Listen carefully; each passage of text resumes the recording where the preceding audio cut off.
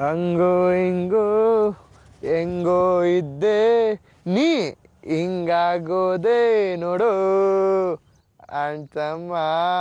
ನಾನು ಹೇಗಿದ್ರೆ ನಿನ್ಗೇನೋ ಮೊದ್ಲು ಯಾಕೆ ಫೋನ್ ಮಾಡಿದೆ ಅದನ್ನ ಹೇಳು. ಏನಿಲ್ಲಪ್ಪೆ, ನಿಮ್ಮಪ್ಪ ಮನೆ ಬಿಟ್ಟು ಹೋದ್ರಲ್ಲ, ಹಾಗೆ ನೀನು ಮನೆ ಬಿಟ್ಟು ಹೋಗೋ ಸ್ಕೆಚ್ ಏನಾದ್ರು ಹಾಕೊಂಡಿದ್ಯಾ ಅಂತ ವಿಚಾರಿಸೋಣ ಅಂತ ಫೋನ್ ಮಾಡಿದೆ. ಏನು ಮನೆ ಬಿಟ್ಟು ಹೋಗೋ ಪ್ಲಾನ್ ಇದೆಯಾ? ನಾನು ಯಾಕೋ ಮನೆ ಬಿಟ್ಟು ಹೋಗ್ಲಿ ಅಂತ ಕರ್ಮ ನನಗೆ ಬರಲಿಲ್ಲ. ಅದೇನಿದ್ರು ನಿನ್ ಗ್ರಾಚಾರ. ಅಪ್ಪಿ, ಗ್ರಾಚಾರ ಕೆಟ್ಟಿರೋದು ನಂದಲ್ಲ ಕಣ, ನಿನಗೆ ನಿಮ್ಮ ಅಪ್ಪಂಗೆ. ಅದಕ್ಕೆ ತಾನೆ ನಿಮ್ಮಪ್ಪ ಮನೆ ಬಿಟ್ಟು ಹೋಗಿರೋದು. ಪುಕ್ಲಾ ಕಣೋ ನಿಮ್ಮಪ್ಪ, ನಮ್ಮಮ್ಮನ ಎಲ್ಲಿ ನನ್ನ ಜೊತೆ ಕಳ್ಸ್ಬೇಕಾಗುತ್ತೋ ಅಂತ ಮನೆ ಬಿಟ್ಟೇ ಹೋಗೋದ. ಇನ್ ಯಾರ ಜೊತೆ ಇದ್ಯಾ ಅಂತ ಅಮ್ಮಂಗೇನಾದ್ರು ಗೊತ್ತಾದ್ರೆ ಆ ಕ್ಷಣನೇ ಅವ್ರ ಪಾಲಿಗೆ ನೀನ್ ಸತ್ತೋದೆ. ಆಗ ಈ ಜನ್ಮ ಅಲ್ಲ, ಮುಂದಿನ ಜನ್ಮದಲ್ಲಿ ಅವ್ರ ಮಗನ ಹುಟ್ಟೋ ಯೋಗ್ಯತೆನ ಕಳ್ಕೊಳ್ತೀಯ. ಮೊದಲು ನಿನ್ ಮನೆ ಮುಂದೆ ಇರೋ ತಗ್ಗನ್ನ ಸರಿ ಮಾಡ್ಕೊ, ಆಮೇಲೆ ನನ್ನ ಮನೆ ಮುಂದೆ ಇರೋ ಗುಂಡಿನ ಮುಚ್ಚಕ್ ಬಾ.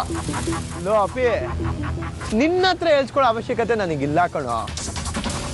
ನಿನ್ ಲೆಕ್ಚರ್ ಏನೇ ಇದ್ರು ನೀನ್ ಅರೆಸ್ಟ್ ಮಾಡ್ತಿಯಲ್ಲ ಅಂಥವ್ರ ಹತ್ರ ಇಟ್ಕೋ, ನನ್ನ ಹತ್ರ ಅಲ್ಲ. ನಿನ್ನನ್ನ ಅರೆಸ್ಟ್ ಮಾಡಿದ್ ನಾನೇ ಅಂತ ಮರ್ತ್ಬಿಟ್ಟೆ ಅಣ್ಣಯ್ಯ.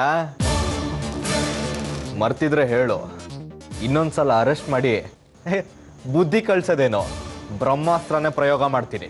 ಆರ್ಯ, ಕೂಗಾಡ್ಬೇಡ್ವೋ. ನೀನ್ ಎಷ್ಟೇ ತಿಪ್ಪರ್ಲಾಗ ಹಾಕಿದ್ರು ಅಮ್ಮ ನಿನ್ ಜೊತೆ ಬರಲ್ಲ.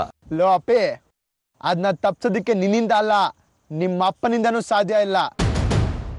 ನಿಮ್ಮಪ್ಪ ನಿನ್ ಸಪೋರ್ಟಿಗೆ ಇಲ್ಲ ಅಂದಮೇಲೆ ನೀನ್ ಯಾವ ಲೆಕ್ಕನೋ ನನಗೆ. ಮೊದಲು ಮನೆ ಬಿಟ್ಟು ಹೋಗಿರೋ ನಿಮ್ಮಪ್ಪನ ಎಲ್ಲಿ ಹೋಗಿದ್ದೀರಂತ ಹುಡ್ಕೊಂಡು ಮನೆ ಕರ್ಕೋಬಾ. ನಮ್ಮಪ್ಪ ಮನೆ ಬಿಟ್ಟು ಹೋಗಿಲ್ಲ ಕಣೋ, ಅಂತ ಕೆಲಸ ಮಾಡೋರು ಅಲ್ಲ, ಅಂತ ಗ್ರಾಚಾರನೂ ಬರ್ಲಿಲ್ಲ ಅವ್ರಿಗೆ. ಸುಮ್ನೆ ಫೋನ್ ಮಾಡಿ ಏನೋ ಕತೆ ಹೇಳಿ ಅವ್ರ ಇಮೇಜ್ ಹಾಳು ಮಾಡಕ್ ನೋಡ್ಬೇಡ. ಲೋ, ನಿಮ್ಮಪ್ಪ ಎಲ್ಲೇ ಹೋದ್ರು ಸರಿ, ನಾನ್ ಮಾತ್ರ ನಮ್ಮಮ್ಮನ ಕರ್ಕೊಂಡು ಹೋಗೇ ಹೋಗ್ತೀನಿ. ಸುಮ್ಮನೆ ಮನೆ ಬಿಟ್ಟು ಹೋಗೋದ್ರಿಂದ ಏನು ಪ್ರಯೋಜನ ಇಲ್ಲ ಕಣೋ. ಮೊದಲು ನಿಮ್ಮಪ್ಪ ಎಲ್ಲಿ ಅಂತ ಹುಡುಕಿ ಮನೆಗ್ ಬಾಪ ಅಂತ ಮನೆ ಕರ್ಕೋಬಾ.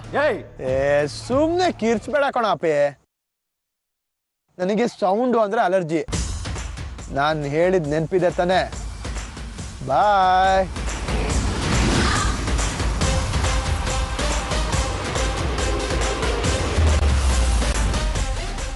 ಎತ್ತರ ಗಾಡಿ.